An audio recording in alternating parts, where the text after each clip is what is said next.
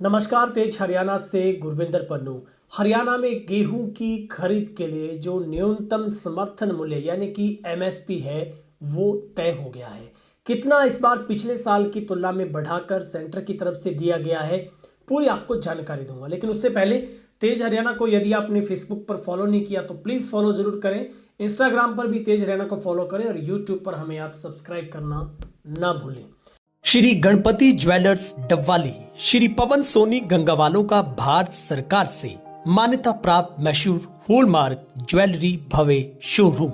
याद रखें, श्री गणपति ज्वेलर्स नजदीक PNB bank opposite Ramlila ground Mandi Dabwali. संपर्क करें 9416049417। किसानों को पिछले साल से इस बार 160 रुपए प्रति क्विंटल ज़्यादा जो मिलेंगे। रबी 2026 में सीजन में गेहूं के लिए सरकार ने एमएसपी 2585 रुपये क्विंटल तय कर दिया है। पिछले साल 2425 रुपये प्रति क्विंटल एमएसपी था। तो कुल मिलाकर प्रदेश में 1 अप्रैल से सरकार गेहूं की खरीद करने जा रही है। गेहूं खरीद की तैयारियों व लक्ष्य आदि जो मामलों को लेकर शनिवार को ही खाद्य आपूर्ति विभाग के मंत्री राजेश नागर की मौजूदगी में बैठक निर्णय इसी में लिए जाएंगे। तो सबतः ये जो मीटिंग है वो हो चुकी है और इसमें जो फैसले हैं आगामी वो लिए गए हैं।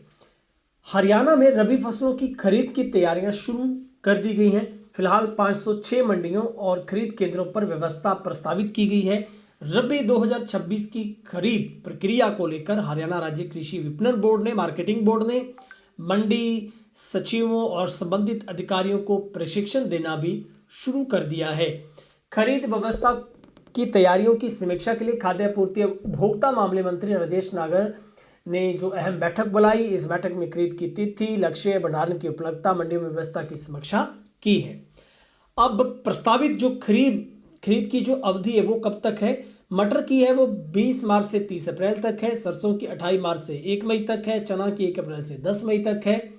और मूंग की अगर बात करें तो 15 मई से 20 जून तक है। सूरजमुखी की 1 जून से 30 जून तक खरीद होनी है और ये अनुमानित 2025-26 की है। गेहूं अगर हम प्रस्तावित देखें तो 72.89 लाख टन है। सरसों 7.75 लाख टन है और सूरजमुखी 46,220 टन है।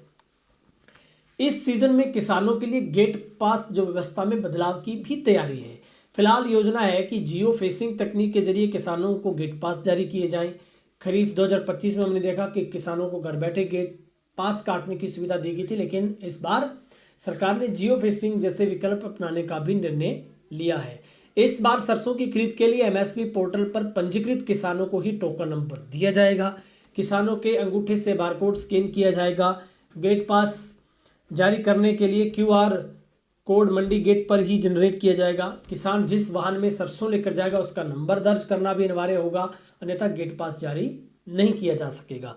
तो ये सभी नियम फसल खरीद की पूरी तरह से पारदर्शी बनाने के उद्देश्य से लिए गए हैं, लागू किए जा रहे हैं। और नई अनाज मंडी में 28 मार्च से सरसों की खरीद शुरू होने की जो मंडियां बनाई गई है वहां पर पूरी 28 मार्च से पूरी संभावना है।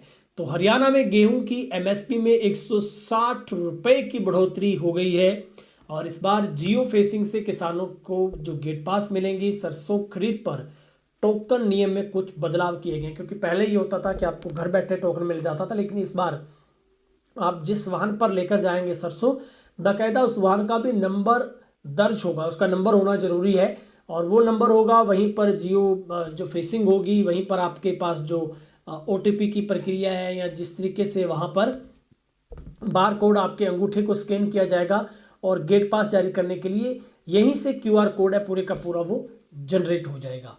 आपकी इस मसले पर क्या राय, कमेंट करके जरूर बताइएगा। बहुत बहुत शुक्रिया।